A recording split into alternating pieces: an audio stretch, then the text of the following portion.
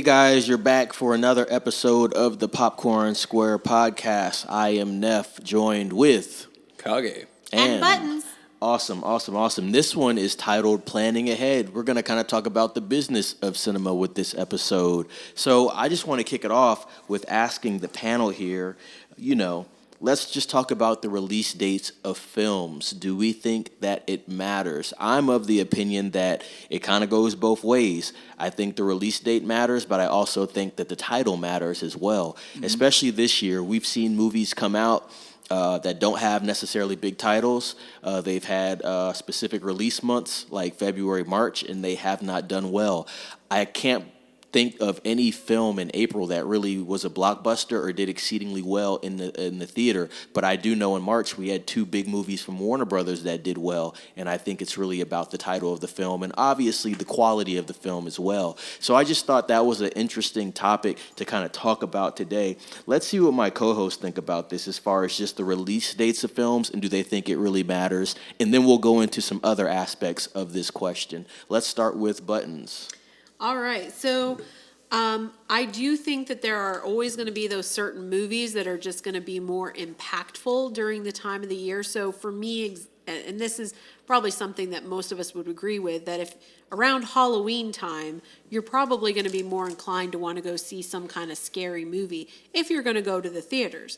You want to see something around a Halloween theme or like I said, a horror movie at the very least, because it just feels right. You're in the mood. You're of that time. Romantic comedies or things like that are always going to hit different around Valentine's Day. That's just kind of like, ooh, let's go watch a movie. And what kind of movie are you in the mood for? Well, obviously, I want to go watch something that's romantic. Mm-hmm. So I think other than that, during the summer, you're kind of catering a little bit more towards, if you've got kids, you're going to go see a kids movie because they're out for the summer. I have nieces and nephews, and, if they're visiting for the summer, I'm looking for something that's going to be age appropriate for them. So that's going to make a big difference, especially around summertime and the holidays, like around Christmas. Those are the kind of films you're looking for. And I think studios know that parents are going to be like more likely to take their kids to go at that time to go to the movies. So they're going to put those movies out during that time. And other than that, during the summer, if you're a teenager or a young adult, date movies, which, most of the time those are going to be, geared towards action-y kind of movies, I would say, more so than horror movies. But that's my thought on, as far as the release dates being important.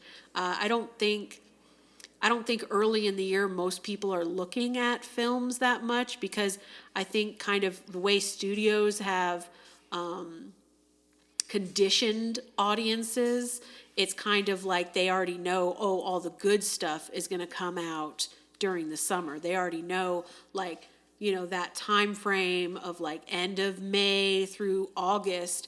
That's when the more, I guess you could say, anticipated movies are going to be coming out. They're like, if they're going to promote them, they're going to be like, oh yeah, it's going to have a summer release. It's going to have that time frame because they're trying to gain the most audience members that they can, versus, at the beginning of the year and like in the dead months, I guess you could say, that they might throw one good movie out, but not like the way it'll hit in summer, where it's like every week there's something good coming. Yeah.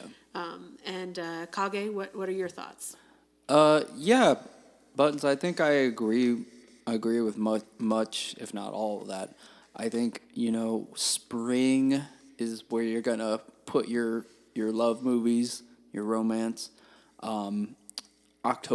September, October is the months of scary, and then when you wind down for the holidays, like after that, like Christmas, that's when you start seeing the romantic Christmas movies, all comedy, holiday comedy movies like that. Summer is your big blockbusters, like Avengers Endgame and stuff like that. Yeah, we were seeing the superhero movies hit then. Yeah, that you're gonna get your most butts and seats for those respective genres based on their time frame. Is that, just out of curiosity, because we were talking before about some of our bigger hitting movies in the previous years, is that when Barbie and Oppenheimer came out? I have to look at the dates. Let me look that up. Yeah, I mean, now certainly that's everything we just said is not set in stone. Those were July. Okay, so right in the summer. Okay. So summer. Yeah, I mean it's totally possible to have a different genre outside of its ideal time release, and do well. It happens. Well, happens all the time. Yeah, but- we know Avatar came out in December. Yeah. And it ended up being the biggest box office movie of the year. Well, I I mean- think Only because it managed to skate in at the end of the year. well also too I think that's because Avatar was a very well-known established franchise. If you're talking about a one-off movie, a brand new story, those people have to work. Those studios have to work a little harder to get butts and seats. That means, kind of going off what Neff said, the time of the year with the genre matters, but also the title. You don't need to give me the world's longest title like The Ministry. I don't even want to say the whole thing of Ministry of Gentlemanly Warfare. Ungentlemanly. See, I still messed it up. And then we have the Kingdom of the Planet of the Apes of the let's just keep adding adjectives to it. But anyway, I feel like if you give me a short title that kind of tells me what this movie is about, maybe see a trailer, that's enough. I like what you're saying there. Let's take even that aspect out of it. When I'm thinking title, I'm thinking something with a following. So Avatar, the title alone, that's the following. Not necessarily that it's... You mean Fast and Furious 2, 3, 4? No, it's just the fact that it's Fast and Furious. It's something that people... Something that gets your recognize. attention. You see what I mean? Not that what the words say. It's just it's a franchise. It's been around. I'm gonna watch it. I've watched 8 of these. Well, I'm saying Saw. in cinema we're what at Saw comes with now. Yeah. So we see the same thing in gaming too. Right. If you have, there's too many people out there coming out with sequels, part 6, part 4, you know what I mean? And when you make a Friday the 13th movie, people are gonna go see it. When you make an Alien movie, you don't need to tell me that's well established. We got Alien Romulus coming out. It's short, sweet. You know what you're getting. Avatar, you know what you're getting. That's been around. But when you release a title for something that's completely brand new, well, now you're kind of in no man's land. It's now you're depending on curiosity based on the name, curiosity based on the time that you put it out. Maybe marketing. We're in a dead. We said February and April was kind of dead months. They were pretty light. We were really struggling right there to think of stuff to see around those times. So it really depends. But it's as far as titles though, Final Destination. I remember seeing the very first one in theaters. Didn't know what it was, but it says Final, right? And then I know it's a horror movie. I'm like, okay. Something big's gonna happen. It was very unknown at the time. I know what you did last summer. Yeah, another good example. Scream. That was one word. Right. Back when Scream came out, people were like, "Well, it's obviously a horror movie." Then you had Wes Craven attached to it. Right. Yeah. So you had that. So that brings up a third layer. Not just the title, not just the time period, but who's associated. Director. If you know that a certain director is Wes Craven, very famous in the horror world, you're gonna go, I'm gonna see it. Well, and we talked about this in a previous episode about A24. So I mean, we already know if it's got A24 associated with it, it's going to be a horror film because that's what they typically put out. I mean, it's not all they put out, but typically you're expecting a horror film. Yeah. Yeah. horror film or something that's very artsy. Right. Then you have M. right. Night Shyamalan. If you see his name attached to it, you go the other way. You skip that one. You skip that Yeah, one. they create their brand, right? I mean, Tim Right. Burton's got his own following. Anybody who, hears Tim Burton, they're like, ooh, I know that's going to be edgy, artistic. It's going to be dark because he shoots most of his stuff real the dark. slant. So that goes into our next topic. I'm glad we kind of segued into that. Discuss if cult following makes an impact. So, Buttons, you want to continue with what you were saying there? Right, yeah. So, when we look at, Kage brought up Furiosa. So, I mean, that's a Mad Max world or universe. And so when you look at people who get attached to, like, a genre or to even a franchise, you sit there and you go, oh yeah, that's going to be associated with this. I know Kage's favorite movie, Argyle, was associated with Kingsman. So, I mean, he's shaking his head at me. That's all right. I winked at him off screen, guys. That's Brings back stupid good cat. memories. I got PTSD from the stupid cat, y'all.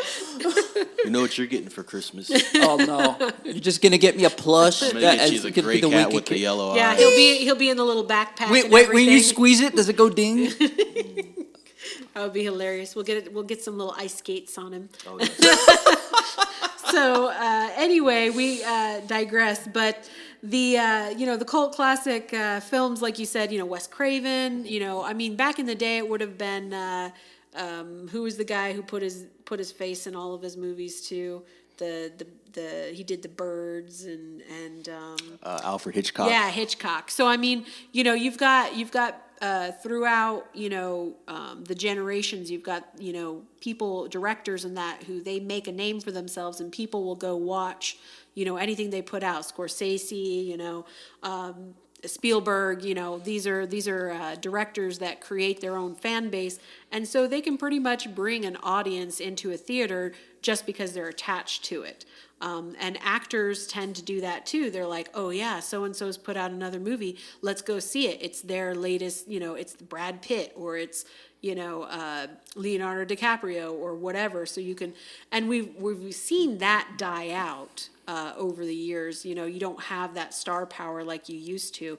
Nobody's sitting there going, oh, John Wayne, we got to go see the new John Wayne or Clint Eastwood or anything like that. I mean, when I was younger, it would have been completely easy to associate a movie. Oh, I can't remember the title. Oh, it's that new Tom Hanks movie. The Tom Hanks movie that's coming out. Or Tom Cruise. Yeah, or Tom Cruise, or like I said. So I mean, that title became less important as who's putting it out or who's in it, and that was kind of your cult following, as well as just your mainstream audience being interested in seeing movies with those actors or actresses in it. Kage, what do you think about that? And I'm going to ask you guys a question because you're both fans of this franchise, so I'm going to see if it works out for them. And it could just be specific for specific franchises, but this is one you guys are both fans of. But Kage, what do you think about cult followings and film impact as far as like making money with the film and the franchise itself? Do you think it's really impactful, or do you think it's not as impactful anymore? I think cult following is absolutely a real thing. 100% a real thing. Now, cult following is tricky, okay? Cult following means that generally movies don't do very well at the time, and then years later people pick up on it, and now it becomes kind of an underground thing. That movie was panned in theaters, but now everybody loves it, and it's remembered fondly. So that being said, it's not really going to help the numbers box office wise, because that movie came out 5-10 years ago. It's not making money anymore. Well, we're not talking about the original though. I'm saying a movie has a cult following now, but you watching it now, everyone watching it now because it has a cult following, isn't doing jack for the box numbers because that movie has come and gone. It is out of the theaters. No. Movies like Donnie Darko. Donnie Darko has a cult following. Right. Now, I'll be honest with you, I don't know how that did in theaters. I don't remember. I was around when that came out, but like I didn't watch it in theaters. I remember watching it on TV afterwards, I believe. I Streaming, something like that. yeah, like that has a cult following. What's it? The Big Lebowski has a cult following. Yeah, I like this Rocky Horror question because it's Picture Show. multifaceted. Yeah, You yeah. guys are gonna see. Event Horizon. Yeah, I mean, there's tons of movies that I mean, I could think of, off the top of my head, but even How many of those are franchises, though? But yeah, that's what I'm saying. So I mean, the question is not whether or not a movie has a cult following. Starship and Troopers. It does a thing. It's like if they come out with a sequel. Like, for example, we're talking about Furiosa. Right. Mad Max has its own cult following because people like those kind of movies. And they did the original ones with Mel Gibson. And then when the new remake came out with Daniel Craig and what was the actress's name? Charlize. You're talking about Mad Max? Oh, you mean Was that- Tom Hardy. Oh, Tom Hardy. Yeah. Sorry. Tom Daniel Hardy. Craig took over the cult following of 007. That's right. Okay. So, but right. So then you had all the people who remembered the original Mel Gibson movies. And so that's what we're talking about with cult following. Does that have an impact in the box office for people Movies who that are are all still like, running. Right. As far as the franchise remakes, goes. Or remakes of them. So what I'm going to such say as is I'm that. going to throw my hat in here. So I think Scream has a cult following. Mm-hmm. And as you see, they're still doing Scream movies, and all those are still blockbusters. So Right. that cult following has followed Scream all the way through, even into 6 installments of the film. Right. Now, this is where I say the question is multifaceted. Would you guys say the same for Ghostbusters? Because we see this movie didn't perform well, and Ghostbusters has a cult following. So do you think this is going to be the back end where we like this movie, but it didn't perform well aspect of this? Yes.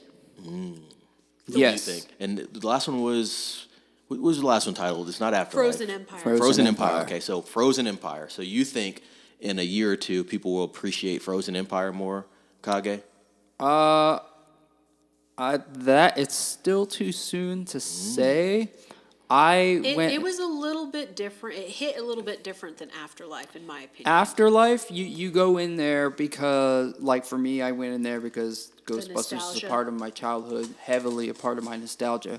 And you had me at Ghostbusters, and I went in there, and they had all these Cult-like. and they had all these callbacks to things, and it felt like that's just for me because I Right. was there. I remember that in the show, in the movie, in the '80s when it came out when I was a little kid. Your childhood. My childhood, yes, when I used to hunt ghosts and stuff. I have my proton pack. Don't laugh at me, but but like, yeah, it really depends on the film. You can't blanket it. I don't think you can blanket. And Can you say- guys think of certain franchises that have a cult-like following and even the cult-like audience turn their back on it? I can think Well, I of mean, it. I'm we not could- going to throw it out there. I we're- could throw out the biggest one, but Well, I'm not. I mean, That's the too biggest, easy. The biggest one The Matrix? No, it's not the biggest Star one. Wars. Yeah. Star Wars, man. So you had the original trilogy, then you had the prequel trilogy, then you had what's her name? The chick who's Daisy associated- Ridley, No, not Daisy. Well, I mean, yes, those are the films, but no, the producer that nobody likes. Kennedy. Kathleen Kennedy. Yeah. So the biggest argument, and my boyfriend, he's constantly harping on, how much he feels that she ruined Star Wars, Kathleen Kennedy. So, he loves Star Wars. And I feel like when they came out with Daisy Ridley as the character, I don't think people had any problem with that. I think it was pretty much everything else related to Kylo Ren and the storyline associated with him and Emperor Palpatine. So I think, me personally, I watch the movies. I'm not a huge fan of Star Wars in the same vein that he is. So to me, I didn't have any problem with the movies myself. As a diehard Star Wars person, it ticked them off. They were genuinely upset with those movies. Me personally, I was like, I'm not gonna say that they were cinematic gold, the best movies I've ever seen, because in my opinion, none of them are the best movies I've ever seen. But I enjoy them for what they are. They are a, space opera, yes, and they have their own place in cinema, and it's one of those movies that or series or franchises or whatever that most people will balk at you and go, oh my God, what do you mean you haven't seen any Star Wars? And to some people, they're like, it's just not my genre. I don't care about space stories. That's all fictional fantasy stuff that I'm not interested in. And that's fine. Those people, they'll never see them and they'll never think anything twice of it. Mm-hmm. But for people who are, just like going for entertainment, to run across somebody who's never seen any of them, you're sitting there going like, where have you been, hiding under a rock your whole life? Like, these are multi-generational stories now, because they've had roots back in the 70s for the first one, and they're still putting out movies. So to sit there and say since 1977, like, you've never seen any of these movies? None of them? So the cult following, that I would definitely say Star Wars is up there as far as ticking off your fan base and them turning on, saying, oh, well, if they're associated with it, I don't want nothing to do with the movie. Like, yeah, The Matrix is a good one, Kage. What do you got right there? You got some good info. Aliens, I would say. Oh, you nice. Lost a lot of fan Yeah, base. that's a good one. Lost a lot of fan good base one, there, Buttons. too. So I have two big movies that have cult followings. Right. I'll start off with the lower one on my tier. This is, sorry, not to upset anybody. Blade Runner. Mm-hmm.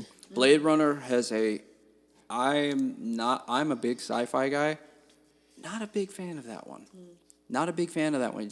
I don't know. It just doesn't do it for me. I feel like it got a little bit more of an artistic angle to it, I feel. Right, but it absolutely, to this day, has a cult following. Mm-hmm. And people still talk about it fondly, but then they came up with the remake, and that was kind of a flop. Sequel. The sequel, yeah, okay. 2049 was a sequel. Okay, my bad. So it was a sequel, and it didn't live up to the hype of the first one. But I think a bigger one than that, Nightmare Before Christmas. In 1993. You mean as far as having a cult following?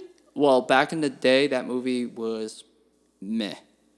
It did not do well. The kids loved it. Yeah, kids. But review wise, it did not. Because it was so dark. Well, it was so weird. Yes. Because it was stop motion. It's Christmas, but it's really dark. Christmas isn't supposed to be dark. We don't get it. I loved that when I was a kid. My mom and stepdad, we walked out of the theater, and they were just looking at each other confused. And they looked down at me. Did you like it? And I was like, that was great. I want to see it again. And now we have merchandise everywhere for how many 30-plus year movie. We have so much merchandise. They're still pumping it out. This is Halloween. Something I will say for that is I feel like every goth and emo kid ever had to have some association with that film. And like you said, the merch, like they're going to have... Hot Topic made a ton of money off Nightmare Before Christmas, and still are. And Sally, man, they're all over the place. It's a 30-foot Jack Skellington that they sell at Home Depot. I almost named my dog Zero. See? But, nice.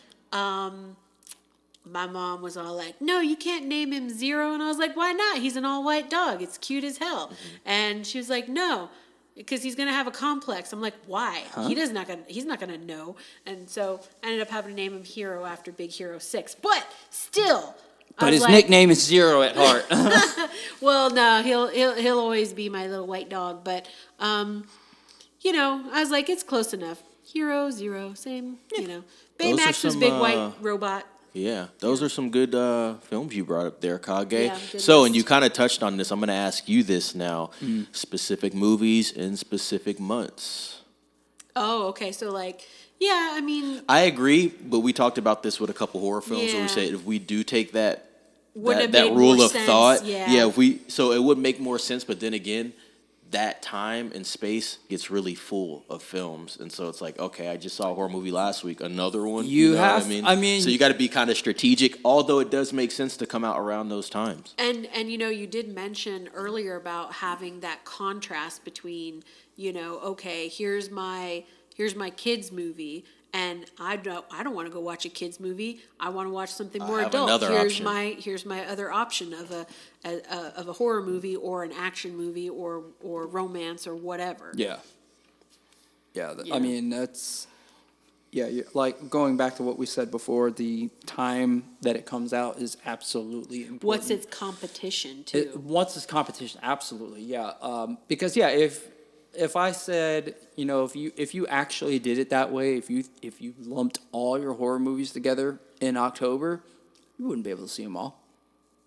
You wouldn't be able to afford them all. Certainly not. Given economy and everything.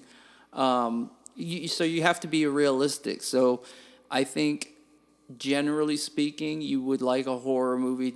Now, I think where it doesn't work, Christmas movies. I'm not going to the theater to watch a Christmas movie in April, or July. That doesn't make sense. Like all other genres, I think you can play around with. It is weird to see a horror movie drop in December. Like, I like horror movies, but that's always been really strange to me. Even Krampus or Silent Night. Violent Night. Wait, you're right. Violent Night. Yeah, great movie, by the way, everybody. Everyone should go see that. Night. Yeah. But yeah, like the time does matter, but I think it's a balancing act because you don't want all that season that would be a movie every day of the month. Could you afford that? Would you sign up for that? Because I love movies. We all love movies. That's why we're here. But I would not want to go to the movie every single day. If they threw everything in October, that would suck. Yeah, and that's a valid fit the point. theme. So Yeah. like I would save like the ones that you think are gonna be the most Christmassy in Christmas, the most scary in Halloween. What the fits most, the time period What fits best. the time period best? And if you Theme. want to sprinkle those throughout the year, you can do that. But I think I don't know how they We would talked do it. about it. I really do think the first Omen coming out a week after Easter was a terrible marketing plan. Absolutely. What do you think, Buttons? So I will say this, and we talked about this when we were talking about A24 and their productions. They put out, I think we were talking about in terms of 2023. They had put out, 20 some odd movies for the year, which is huge amount of movies to release in a year for any studio. Not And 24? I think, pardon? Not 24. No. Wow. You're welcome. All right, Kage. All right. Anyway, they had, the reason why they were able to do that is because they're buying them after movies are already been made. Whereas all these other studios, Paramount, Sony, all of them, they're putting out movies usually that they produced themselves and got the crew together and planned all this stuff out as far as releasing. So they know, all right, we need a blockbuster film for summer. We need a a movie in the beginning of the year that maybe is gonna, just to keep relevant, just to keep putting material out there, to keep everybody employed, I guess you could say. And there's that relationship between theaters and studios where they know that they have to work together, otherwise they're both going to go under. And I think what we're seeing now is that struggle. I've brought it up before. I know specifically back when TV first came out, studios were really hurting. The film studio, theaters as well, because people were like, no, I'll just watch a TV show. I'll watch something on TV at home, and it's free. I don't have to pay to go to a theater and buy popcorn and soda and whatever at those inflated prices. I'll just stay home and watch a show on TV. And then they started making TV movies and things like that. So people were like, I don't have to do this. And so we're seeing that again with streaming services now, where they're putting out their own movies too. And so people are like, True. Sure, why go to the theater? I'll pay the $20 to stream it at home. And, during COVID, you had a huge number of people that's what they were doing. Oh, sure, I have to pay $30-$40 to see this brand new released movie, but I'll stream it at home. That's all right. We'll stream it at home. And it's still probably cheaper than if I had to pack up the whole family and bring them to the theater, and then everybody's got to have popcorn and soda and candy and everything else. A family of 4 before you're looking at $100 right You're looking at $100 at minimum. And they're like, man, this is a great deal. I only got to pay $40 to watch Mulan at home. Great, wonderful, no problem. So they're sitting there looking at the loss of revenue when you stream at home versus going in and sitting in a theater. And, our big heavy hitters and those movies that are making billions of dollars, you got to sit there and think about that, because that's direct competition with streaming services. And you're True. sitting there going, man, if they spent that much money to either stream it at home, because I think now they're counting that as part of the, if you do the pay-per-view, not like, oh, I waited and now it's streaming for free. Correct. It's the pay-per-view stuff. So the pay-per-view plus theater numbers, all of that stuff factored in, you get to $1 billion, that's a lot of views. That's a lot of people paying to see those movies. And I'm going to say, too, good point. I'm trying to think of another time where we had movies like Oppenheimer and Barbie come out, and I think it was exactly on the same weekend, if I'm not mistaken. It was July, like I said, Right. But I think it might have been the same weekend where they both did exceedingly well. Mm-hmm. Usually it's one and then the other falls off, and that's how it's been all year. One comes out, does okay. One comes out, doesn't do okay. In most instances this year, if we're being honest, both fail. I don't think we've had any blockbusters this year outside of Godzilla, Kong, New Empire, and Dune. I think those are the only blockbusters this year. And arguably speaking, as far as monetarily, they have not made those numbers. I mean, they are making a good amount of money, but not for, to be put in the same league as like Barbie and Oppenheimer. No, they're not. They're not. This is why I said billion is the new 800. So now the new 800 million is the new billion. If you can even get to 800 million, it's like you hit $1 billion. Where last year you get to $1 billion, and that's a lot of money. Of course, everyone knows that's a lot in cinema, right? You get to $1 billion, it's a lot in general. But you get to $1 billion, like, oh man, this is $1 billion film. Now I don't even think films are capable of it at this point. You have to have such a big following to make that happen. The word of mouth has to be so good. The marketing has to go well. We've talked about this, guys. There's more that goes into these films than just having an A-list actor or having the right director. Everything has to be working to get those films to get to $1 billion. Mm-hmm. And I think, honestly, word of mouth might be the most important part. Right. That gets the people getting other people to come in.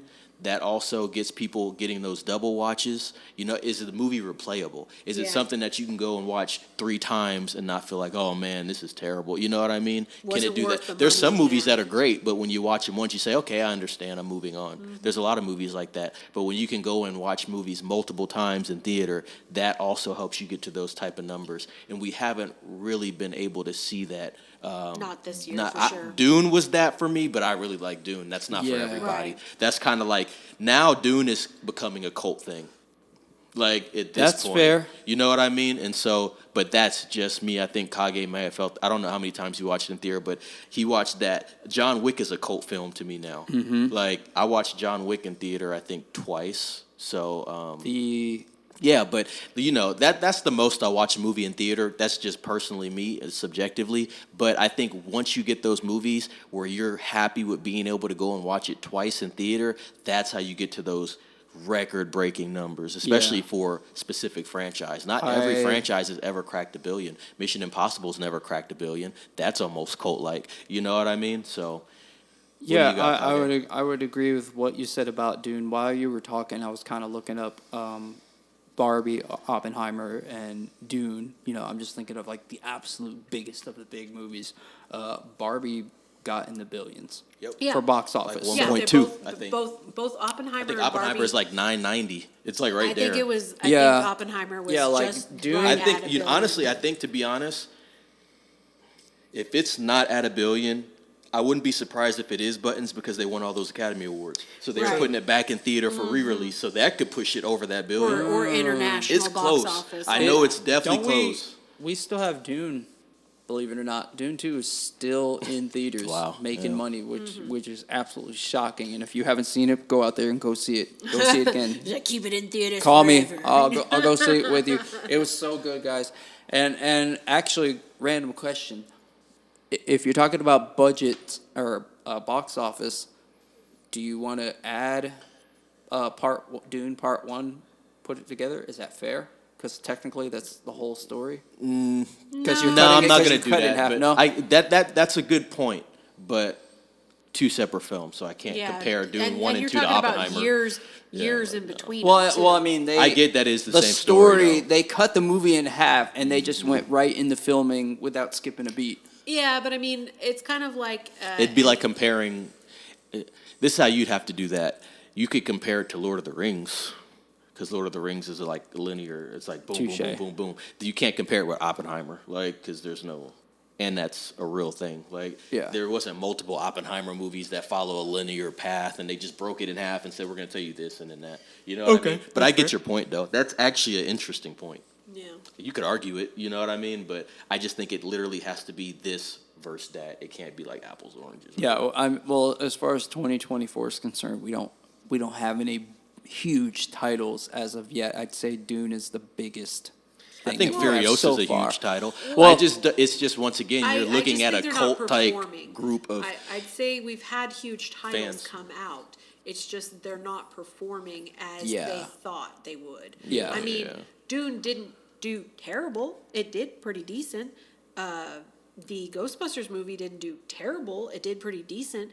Now that one, the budget comes into play with why it didn't. Studios shouldn't be happy about the numbers they got, but it still, as far as the way that the theater has been performing, and I just mean by, how many viewers are going out and watching movies, that's where you see the issue. Yeah. Is these titles are coming out, studios are expecting viewers to come watch these movies, and the viewers are not showing up. They're just not coming in to watch these particular titles. Yeah, and it's really bad. Like me and Kage, we've talked about this too. When we're seeing these, not cheap, but the cheaper horror films not being able to even do 3X. It's like, wow, Right. even these can't do it, and they're only $8 million films. It's like, Yeah. bro, last year was Insidious 5, right? Yeah. Insidious now, man, everything dang near has a cult following. If you kind of think, because Insidious kind of has a cult following, Yeah, just like The absolutely. Conjuring. Like it's Conjuring is people Yeah. like that. Yeah. Like, Actually, you're if absolutely a Conjuring right. comes out, they're going Insidious. We're watching Insidious. I'm got- always gonna watch Paranormal Insidious. Activity, Same thing. It's like cult-like following, and so Yeah. with Insidious, you add the cult-like following along with it. But I think Insidious Red Door was like $12 million, and it made like $150 million. It's like you're not seeing that no more. It's like the title and what comes with it is what's getting people in. So with some films it works, some films it doesn't. But with this year, I think we're really seeing a crazy drought, and we're going to talk about that. I think we should do this about every quarter, because I know last time we said let's review what we've got so far, Yeah, how we yeah, think yeah. this is going. So I think even after the summer, we do it again, and then we rejudge how everything is going. And the way it's looking, it's not looking that good. Right. No, Yeah. Dune is the best movie I've seen all year. Yep. Argyle's the absolute worst. That would be the worst. He got No, his, I- he got his Can't be jab the in. worst. In theater, it is for me. Listen, that on the Popcorn Square, that is the running joke. I can't get through an episode without ripping on that terrible dog shit of a movie. You're definitely getting the cat with the Wow. backpack for Wow, Christmas. Oh, the backpack. That's what I said. We're gonna- The little bubble window. Complete the look. The wink. Complete the look. Anyway, guys, with that being said, I think this was a great episode. I think it's one of those episodes where you actually look past like movie reviews. You actually look at what's actually going on in the business of films and how these studios are working and thinking. How do we approach the market? Do we put this out then? Do we put it out later? What do we do here? And the things that go into that. So I think we shedded some light on that. And also I think we did some good talks about just the cult following and stuff like that. That was a great discussion from everybody. everybody on the panel here. Any other thoughts, guys? Well, I mean, like I said, we discuss a lot of different things, besides just movies. That's a good point. Yep. So, I mean, if any of our listeners out there, if you guys are interested in any of the background as far as, topics that we can discuss here about studios and the choices that they make, how it impacts what we see in theaters, why movies will get released at certain times, as well as when you have copycat studio movies and things as far as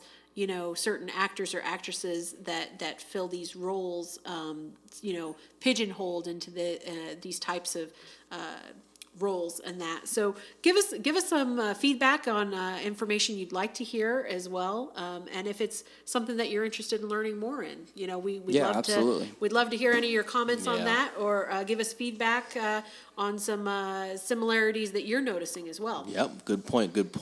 That's going to do it here. Please like, subscribe, comment, ring the bell for notifications, chime in like Buttons just said, and stay tuned for the next episode of the Popcorn Square Podcast. I am Neff, signing off with Kage. And Buttons. Be safe.